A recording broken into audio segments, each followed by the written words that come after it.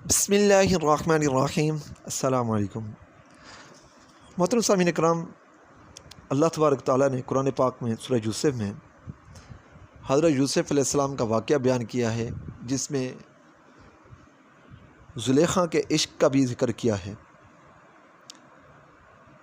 آج میں آپ کو اس سے بڑھ کر بھی ایک اور دلچسپ اور زبردست واقعہ سنا رہا ہوں۔ حضرت سیدنا احمد بن سعید رحمۃ اللہ علیہ اپنے والد محترم سے نقل کرتے ہیں، کوفہ میں ایک عبادت گزار، خوبصورت اور نیک سیرت نوجوان رہتا تھا۔ وہ اپنا زیادہ تر وقت مسجد میں گزارتا اور ہر وقت یاد الہی میں مشغول رہتا۔ ایک مرتبہ حسین و جمیل اور عقل مند عورت نے اسے دیکھ لیا، دیکھتے ہی اس پر عاشق ہو گئی اور اس کے خیال میں گم رہنے لگی۔ بالآخر جب اس کی محبت شدت اختیار کر گئی تو وہ راستے میں کھڑی ہو گئی۔ کچھ دیر بعد وہ عبادت گزار نوجوان مسجد کی طرف جاتا دکھائی دیا۔ وہ اس کی طرف لپکی اور کہا، اے نوجوان، میں تجھ سے ایک بات کرنا چاہتی ہوں، میری بات سن لو، پھر جو چاہے کرنا۔ اس شرم و حیا کے پیکر نوجوان نے جب ایک غیر محرم اجنبیہ عورت کی آواز سنی تو اس طرف بالکل متوجہ نہ ہوا اور نگاہیں جھکائے تیزی سے مسجد کی طرف بڑھ گیا۔ جب مسجد سے گھر کی طرف آنے لگا تو وہی عورت ملی اور کہنے لگی، اے نوجوان، میری بات سن، میں تجھ سے کچھ کہنا چاہتی ہوں۔ نوجوان نے نگاہیں جھکائے جواب دیا، یہ تہمت کی جگہ ہے، میں نہیں چاہتا لوگ مجھ پر تہمت لگانے میں مبتلا ہوں۔ عورت نے کہا، اللہ تبارک و تعالیٰ عز و جل میں تیری حالت سے اچھی طرح واقف اور خبردار ہوں، لیکن میں اپنے نفس کے ہاتھوں مجبور ہوں یہاں چلی آئی ہوں۔ میں خوب جانتی ہوں کہ اتنا معمولی سا تعلق بھی لوگوں کے نزدیک بہت بڑا ہے۔ تجھ جیسے نیک خصلت اور پاکیزہ لوگ آئینے کی مثل ہوتے ہیں کہ ادنا سی غلطی بھی ان کو عیبدار بنا دیتی ہے، لیکن کیا کروں، میں اس معاملے میں بے بس ہوں۔ میرے دل کا حال یہ ہے کہ ہر وقت تیری یاد میں تڑپتا ہے اور میرے جسم کے تمام اعضاء تیری ہی طرف متوجہ ہیں۔ نوجوان اس کی یہ گفتگو سن کر کچھ کہے بغیر اپنے گھر کی جانب چلا گیا۔ گھر جا کر اس نے نماز پڑھنا چاہی، لیکن اسے خشوع و خضوع حاصل نہ ہو سکا۔ بہت کوشش کی لیکن وہ سرور حاصل نہ ہوا۔ بالآخر اس نے ایک خط لکھا اور باہر آیا تو دیکھا وہ عورت اسی جگہ کھڑی ہے۔ نوجوان نے جلدی سے خط اس کی طرف پھینکا اور واپس چلا گیا۔ عورت نے جب خط اٹھایا اور بے تاب ہو کر پڑھنے لگی، اس میں لکھا تھا، بسم اللہ الرحمن الرحیم۔ اے عورت، یہ بات اچھی طرح ذہن نشین کر لے کہ بندہ جب اللہ تبارک و تعالیٰ کی نافرمانی کرتا ہے تو سب سے پہلے اللہ پاک اس سے درگزر فرماتا ہے۔ جب وہ دوبارہ گناہ کرتا ہے تو اللہ پاک اس کی پردہ پوشی فرماتا ہے، لیکن جب بندہ اتنا نافرمان ہو جاتا ہے کہ گناہوں کو اپنا اوڑھنا بچھونا بنا لیتا ہے تو اللہ پاک اس سے سخت ناراض ہوتا ہے۔ اللہ تبارک و تعالیٰ کی ناراضی کو زمین و آسمان، پہاڑ، جانور، شجر و حجر کوئی بھی چیز برداشت نہیں کر سکتی۔ پھر کس میں ہمت ہے کہ وہ اس کی ناراضگی کا سامنا کرے؟ اے عورت، اگر تو اپنے بیان میں جھوٹی ہے تو میں تجھے وہ دن یاد دلاتا ہوں جس دن آسمان پگھل جائے گا اور پہاڑ روئی کی طرح ہو جائیں گے اور تمام مخلوق اللہ تبارک و تعالیٰ کی صفت جبار و قہار کے سامنے گھٹنے ٹیک دیں گی۔ اللہ تبارک و تعالیٰ کی قسم، میں تو اپنی اصلاح میں کمزور ہوں، پھر بھلا میں دوسروں کی اصلاح کیسے کر سکتا ہوں؟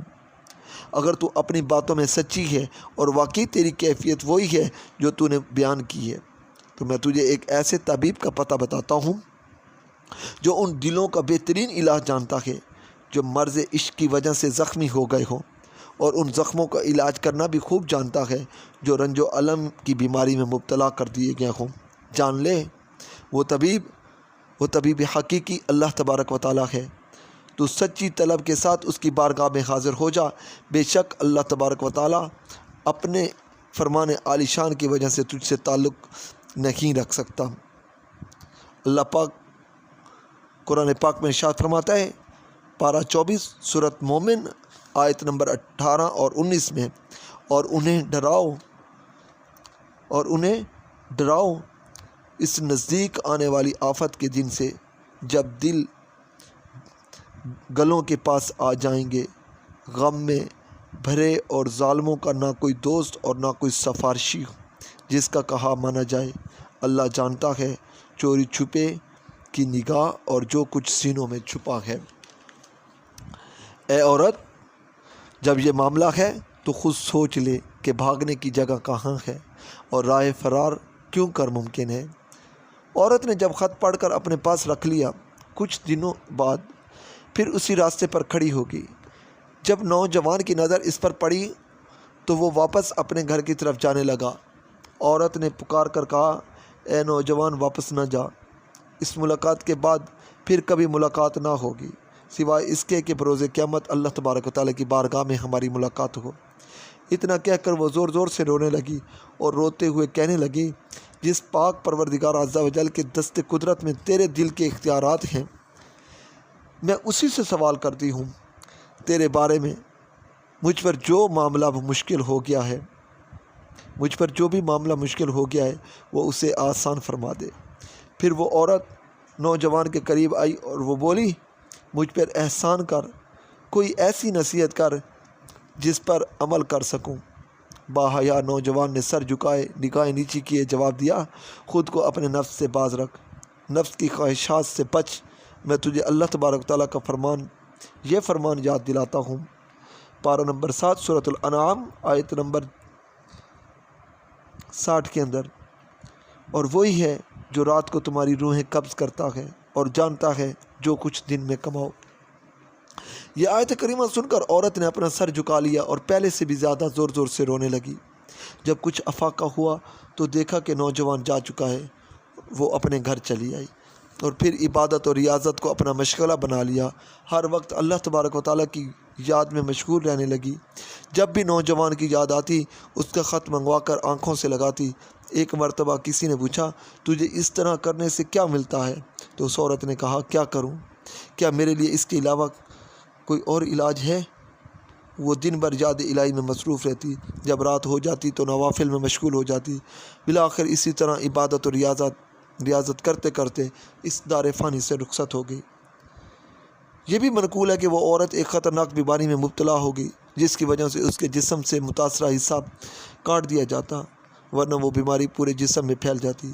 طبیب اس کے جسم سے گوشت کاٹتے تو عورت کو بہت تکلیف ہوتی، وہ انہیں روک دیتی، لیکن جب اس کے سامنے نوجوان کا ذکر کیا جاتا تو اسے تکلیف محسوس نہ ہوتی اور طبیب آرام سے اس کا گوشت کاٹ لیتے۔